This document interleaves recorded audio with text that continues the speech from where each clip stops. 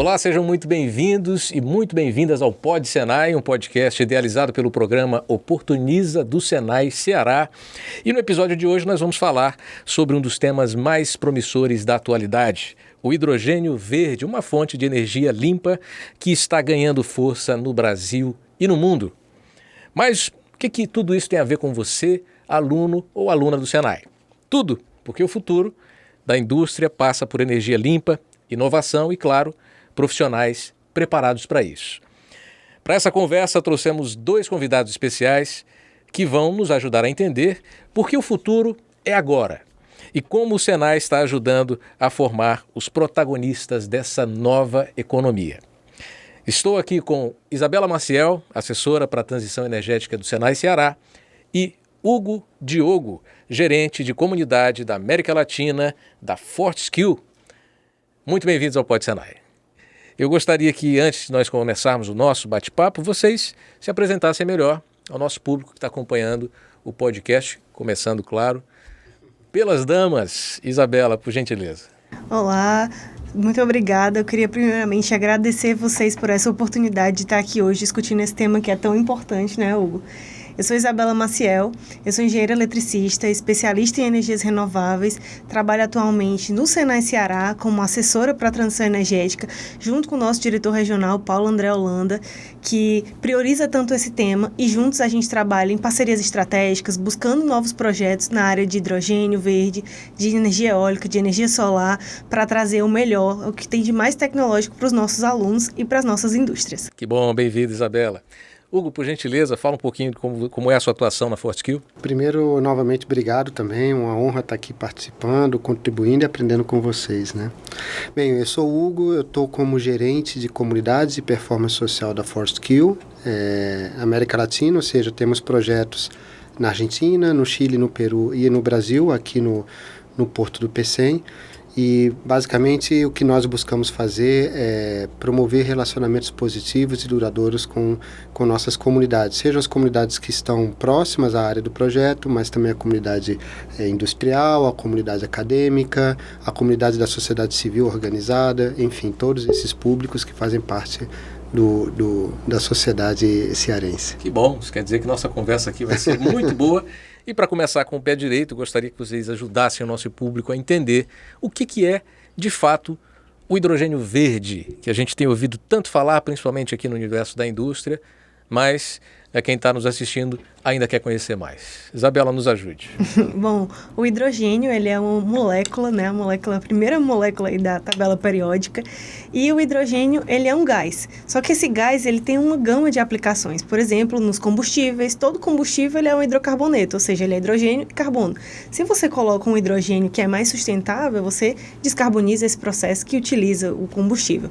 Então, o hidrogênio ele é considerado verde quando ele é obtido a partir de uma fonte de energia renovável, ou seja, a partir da fonte eólica, da fonte solar, sem emissão de poluentes, e ele tem uma gama de aplicações. Você pode colocar ele no setor de combustíveis, como eu falei, você pode utilizar eles para produzir fertilizantes, na indústria de aço, na indústria de cimento. Então, devido à sua gama de aplicações, praticamente todas as indústrias que têm utilização de calor em seus processos podem substituir o carvão, por exemplo, pelo hidrogênio. Então, devido à sua flexibilidade nessas aplicações, ele é considerado o vetor da transição energética, é o combustível sustentável que vai aí descarbonizar o mundo. Bom, a gente está falando de hidrogênio verde num contexto de Ceará, um estado que tem uma grande produção industrial no cenário nordestino e também tem ganhado, assim, ao longo desses últimos anos, um destaque nacional. Mas qual é o potencial do Ceará nesse cenário de hidrogênio verde? Bom, o Ceará ele tem uma localização estratégica que nos permite ter um potencial enorme eólico e solar. E como eu falei para vocês anteriormente, para produzir o hidrogênio verde, eu preciso dessas fontes renováveis. Então, primeiro de tudo, a gente tinha um potencial enorme de eólico e solar, que já vem sendo destaque aí, a gente vem produzindo energia limpa e exportando para outros estados do Brasil e consumindo internamente também, claro. Então, além dessa localização estratégica, o Ceará ele tem hoje uma ambiência de negócios muito bacanas para os investidores terem essa segurança jurídica e trazerem suas indústrias para cá, né? Nós temos o Complexo Industrial e Portuário do Pecém, que tem hoje uma infraestrutura excelente, pronta e preparada para fazer essa conexão entre o que está sendo produzido aqui e os nossos mercados consumidores europeus, ou seja, em outros países.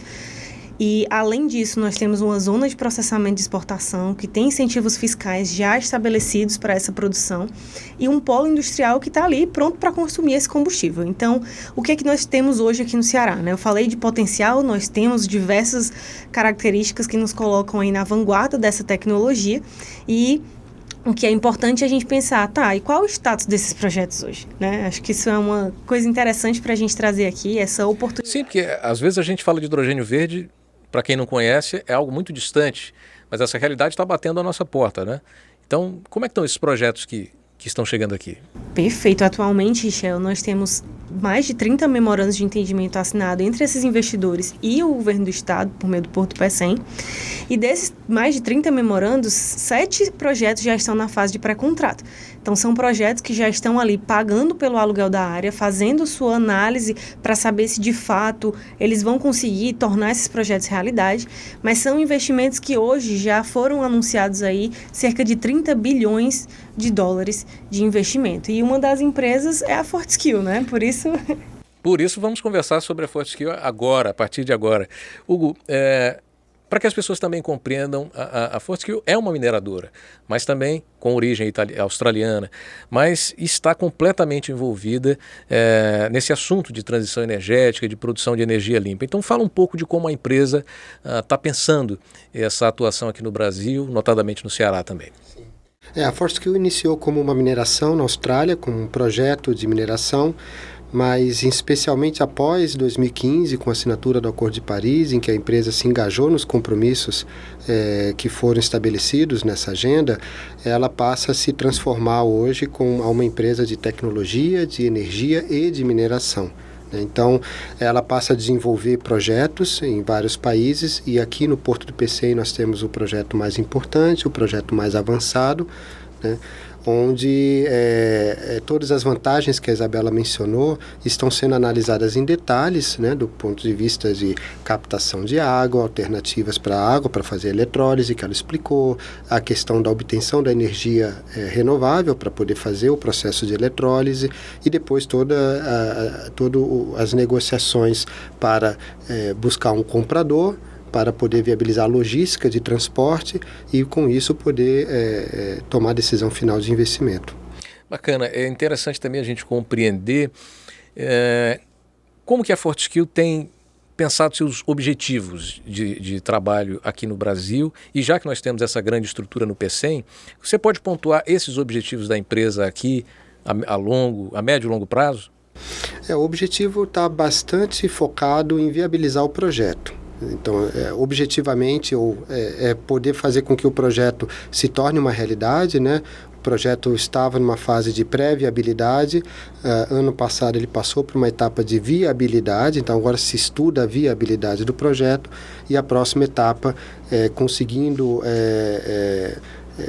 reunir todos os elementos e os aspectos que viabilizam o projeto, tomar a decisão final de investimento. Então esse é o grande objetivo da Fortescue, eu diria, não apenas no Brasil, mas no mundo. Que bom. Isabela, a gente sabe que o Ceará tem se destacado no país e também no mundo como um lugar especial, né, para se produzir energia limpa. O hidrogênio verde tem tudo a ver com isso. Você pode explicar para a gente por que a gente tem esses critérios que são tão importantes para quem quer investir no país, quer investir no Ceará e até para quem está envolvido nesse projeto lá no Pecém? O Hugo comentou um ponto bem bacana, que é essa questão de tornar os projetos realidade. O que vai fazer esses projetos serem realidade é o menor preço, né? Então, a gente tem que ter competitividade. E acho que todos esses fatores que eu destaquei anteriormente, eles demonstram como o Ceará tem as melhores condições do mundo para ter o hidrogênio mais competitivo e conseguir aí participar desse mercado global. A gente consegue até falar sobre essa ligação entre energia eólica e solar em relação a outros pontos do mundo, né? Quando a gente cita que aqui é possível produzir com mais eficiência, é isso? Com certeza, e assim, o que eu costumo dizer é que o Ceará, ele tem um potencial tão bacana que dá para descarbonizar não só a nossa economia, mas também de vários outros países. Um aspecto importante é quando a gente fala em transição energética, é importante compreender o que é essa transição energética, né? Então, basicamente, eu falo, o mundo está buscando diminuir a dependência dos combustíveis fósseis, que é a principal fonte de energia para o mundo, e poder migrar para outras fontes que sejam mais amigáveis, mais sustentáveis, mais verdes e que diminuam esse impacto sobre as mudanças climáticas. O que acontece é que essa transição ela não é simples. Então, quando a gente fala de um produto novo, de um vetor energético novo como o hidrogênio, por mais que ele tenha toda a flexibilidade que a Isabela mencionou e que ele tenha todo esse potencial, mas ele precisa ter mercado, ele precisa ter infraestrutura, ele precisa ter consumo. Se a gente fala em hidrogênio para células de combustível de carro, você precisa ter carros e formas de abastecer esses carros para isso. Então, existe um tempo para que a infraestrutura seja adaptada ou criada para que esse potencial possa encontrar um lugar para se viabilizar, né? Tudo tem um início. Tudo tem um início. Isabela, você esteve recentemente na Europa participando de um grande encontro internacional sobre hidrogênio verde. O que você viu nessa missão, né, que foi tão bem conduzida pela FIEC, que te chamou mais atenção? Assim? Olha, Shell, foi uma experiência fantástica. A FIEC está há 2 anos já participando desse evento, levando esses diferenciais competitivos para a Europa, né, para o mundo, mostrando o que o Ceará tem de bom para oferecer. E foi muito bacana ver a evolução desses projetos, né? Na Europa, a gente observa que tem plantas pilotos espalhadas pelos países, onde você consegue ver a tecnologia de fato em operação. Porque, como o Hugo disse, não é uma transição simples, mas todo mundo tem que se envolver, todos os setores vão ser impactados por essa transição energética. Então, é importante a gente testar essa tecnologia em plantas pilotos, em plantas de maior escala, para o mercado ir se formando. E o que eu achei bacana é porque, diferente da eólica e da solar, que a gente viu tudo acontecendo e demorou um pouco a chegar no Brasil, agora no hidrogênio, a sensação que eu tenho é que nós estamos fazendo parte dessa mudança, né? O cenário está se formando a nível global e nós, como cearenses, né, as indústrias cearenses, estão fazendo parte desse cenário. Então, a gente observa aí um crescimento significativo do número de interessados no tema. Os projetos começam a se tornar realidade. Então, por exemplo, no Porto de Roterdã tem uma planta já de 200 megawatts, a gente já está falando de uma escala enorme, né? 200 megawatts em construção, um projeto da Shell. Toda a infraestrutura de distribuição desse combustível já vai sendo adaptada para isso.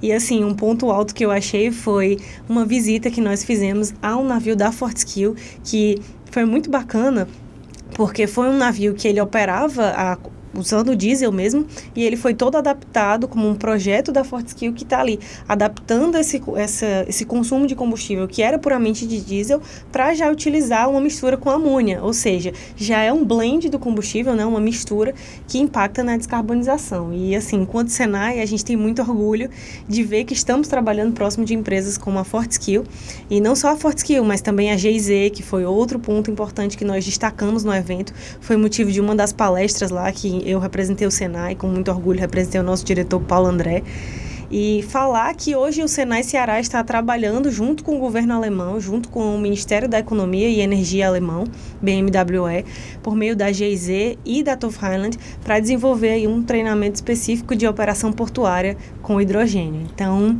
algo inédito que a gente pode entrar em detalhes depois, mas me enche de orgulho ver como nós estamos diante de uma grande oportunidade e que isso é uma oportunidade para todos nós, para os nossos alunos que estão nos ouvindo. Sim.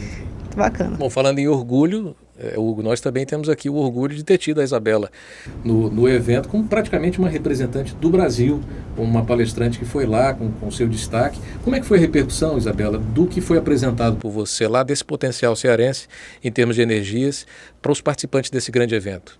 É muito bacana porque a gente observa outros países da América Latina, principalmente, que vivem a mesma realidade que a gente, né? Que tem aí um enorme potencial, mas que muitas vezes o investimento está na Europa, não está 100% aqui no nosso continente.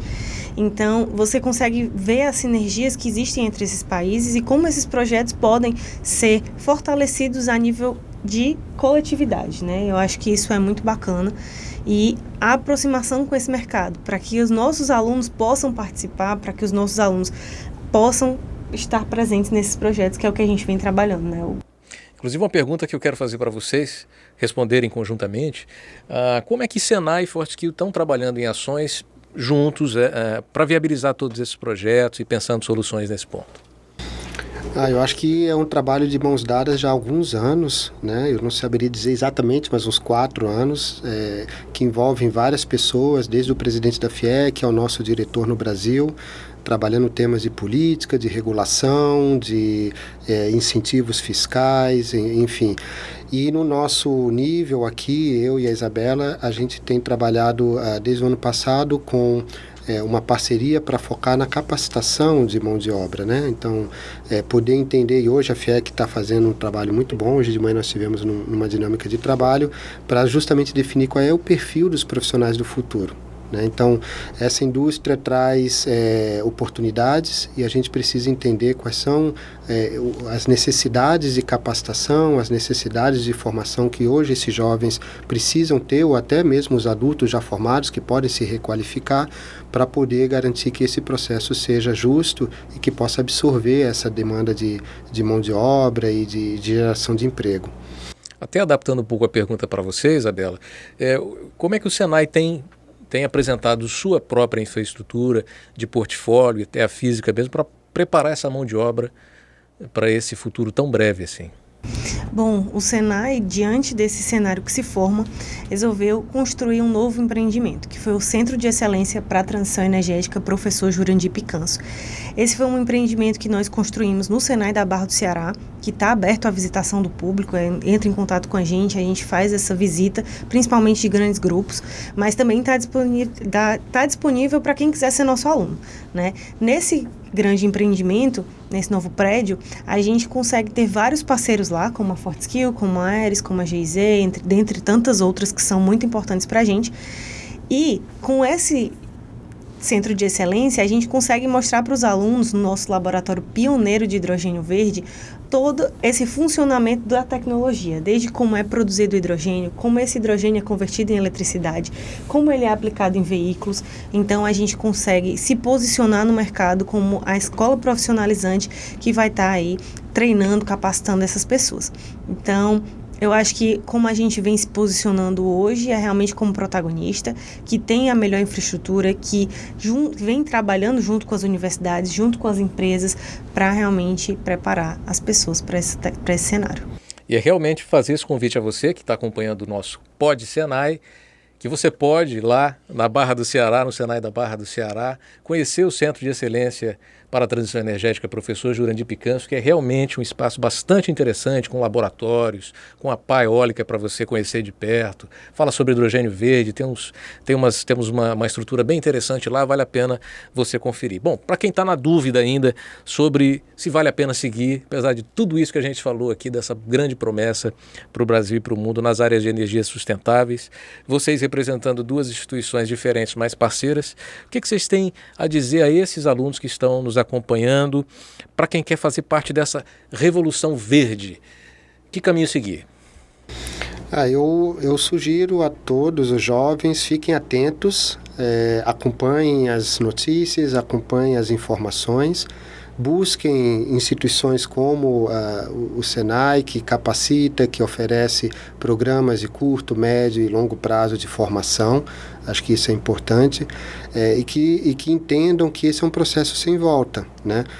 Por mais que o tempo dessa transição energética seja, como nós falamos, um tempo ainda elástico, nós não temos uma certeza se isso é rápido, se isso é um pouco mais devagar, mas ele é um processo sem volta, né? Nós iniciamos uma transição, iniciamos uma jornada, e quem começar a participar dessa jornada desde o início se beneficiará do ponto de vista de poder juntar o seu nome a esses projetos, né? Fazer parte unir o seu objetivo pessoal e profissional com o objetivo desses projetos. Isso é muito importante você dizer, porque é um processo que não há dúvidas. Não há dúvidas. Vai acontecer. E já está acontecendo. Já está acontecendo, e as pessoas que ainda não perceberam isso no dia a dia, voltando ao que você falou, informando-se melhor, tendo acesso às notícias e buscando as formações corretas, vai entender que é um processo que não tem mais volta. Não tem mais volta. É como os carros elétricos, né? Isso. Então, não tem mais volta. Você pode falar, não, vai vender menos carros esse ano do que ano passado, mas já é uma realidade, né? Então, o processo de transição energética com hidrogênio verde segue a mesma lógica. Então, acho que tem bastante oportunidade de formação, é interessante também observar o que está acontecendo em outros países, né? Então, eu acho que isso, a experiência que a Isabela traz, de poder ampliar a visão, não apenas do Ceará, mas como o mundo está lidando com esse processo, as dinâmicas das economias globais, isso é importante para poder fazer. Depois, a partir da sua vocação profissional, cada um vai ter uma vocação profissional, você vai ter oportunidades na área da engenharia, na área da automação, na área das humanas também, quando a gente fala em transição justa, em inclusão socioeconômica, socioprodutiva. Então, é um mercado bastante amplo e aí a pessoa vai poder sentir a sua vocação e poder encontrar os meios para participar desse processo. Que interessante. Estava lendo até que o Bill Gates, em 2023, criou um artigo numa página dele que diz que uma das profissões que vão resistir à inteligência artificial, um dos mercados que vão resistir à inteligência artificial, é o mercado das energias, ou seja, haverá muita demanda ainda para que pessoas e não a própria inteligência artificial trabalhem em todos esses critérios que você falou, em todas essas áreas de atuação, porque de fato estamos em transição. Inclusive a inteligência artificial precisa de energia. Exatamente. A inteligência artificial precisa de muita energia. Você quer comentar, Isabela, assim, o que é preciso fazer hoje sob essa ótica que você tem da formação, da capacitação, para que esses nossos alunos se sintam até inspirados a entrar nesse meio? Eu acho que o Hugo foi muito assertivo nas palavras dele, eu concordo 100%. Então, apenas para complementar e dizer que estejam preparados, porque a gente está diante de uma oportunidade enorme de criação de empregos. Aqui na FIEC, estudos que foram desenvolvidos pelo Observatório da Indústria junto com o MIT, afirmam que serão criados cerca de 80 mil empregos durante essa fase de construção do Hub de Hidrogênio Verde do Ceará. Então, serão muitas oportunidades. E elas não se restringem a uma única área. É como eu estava explicando, né? Vai afetar o setor da mobilidade, o engenheiro de automação, todos vão ser impactados com esses novos empregos. Então, assim, hoje o Senai Ceará tem um portfólio de mais de 300 cursos. Para quem quer trabalhar com o hidrogênio verde, com a transição energética, eu sugiro focar num curso, por exemplo, de segurança aplicada ao armazenamento e à distribuição do hidrogênio verde, um curso rápido aí para profissionais que já têm um técnico em mecânica, em eletrotécnico. Mas, além disso, a gente tem um portfólio de energia solar muito bacana também, com cursos que vão aí sobre a montagem dos sistemas fotovoltaicos, sobre o comissionamento dos sistemas fotovoltaicos e também sobre como fazer um projeto de energia solar. Além disso, cursos voltados aí para a energia eólica também, que é um setor que aqui no estado do Ceará é o quarto do país com o maior número de parques eólicos. Então, cursos voltados aí para manutenção de parques eólicos, num padrão internacional da Global Wind Organization. Cursos voltados também para a parte de reparo de pá eólica, que é uma demanda que vem crescendo, né? Esses parques precisam de manutenção. Então, a minha dica é: vejam um portfólio e se capacitem cada vez mais, porque a gente está falando de um mercado global. Então, se é um mercado global, as pessoas precisam ter cada vez mais... O mercado fica mais competitivo. Então, você precisa se preparar melhor, né, tecnicamente, conhecer as tecnologias, estar atento aí ao que está acontecendo no mundo, do ponto de vista de regulação, mas também do ponto de vista de decisão estratégica mesmo, do ponto de vista climático e ambiental. E outra dica aqui extra é aprender o inglês, porque a gente está falando de multinacionais de mercados conectados. Então, todos esses profissionais, né, principalmente os que terão aí os cargos mais altos, precisam ter o segundo idioma, além da formação. Tá vendo aí? Ela deu uma dica de ouro, hein? E, inclusive, voltando ao que você falou, Isabela, no início, para produzir hidrogênio de forma verde, precisamos da energia eólica e da energia solar, que se convergem para a produção do hidrogênio. E a gente convidou você a conhecer o Senai da Barra do Ceará. Você também vai ver lá os painéis solares, né? Toda a questão dos cursos que são voltados para a área das energias. A unidade do Senai da Barra do Ceará é especialista nisso. Tenho certeza que você está assistindo a gente aí, vai adorar conhecer lá. Bom, estamos chegando ao fim do Pod Senai, mas tivemos aqui uma conversa maravilhosa, cheia de muita perspectiva para o seu futuro, que está nos acompanhando, também para o futuro do nosso país. Agradeço demais a vocês separarem esse tempinho para conversar aqui com a gente. Muito obrigado. Quero agradecer ao presidente da FIEC, Dr. Ricardo Cavalcante, ao nosso diretor regional do Senai Ceará, Dr. Paulo André Holanda, e também a nossa gerente da Unidade de Educação do Senai, a Sônia Parente. O Senai continua de portas abertas para quem quer transformar a sua vida por meio da educação profissional. E não se esqueça, a indústria está de olho nos talentos formados pelo Senai Ceará. Acesse a plataforma Oportuniza e descubra as oportunidades e transforme-as em realidade. O futuro já chegou e ele, segundo o que a gente conversou aqui, é verde. Nos encontramos no próximo episódio do Pod Senai. Até lá!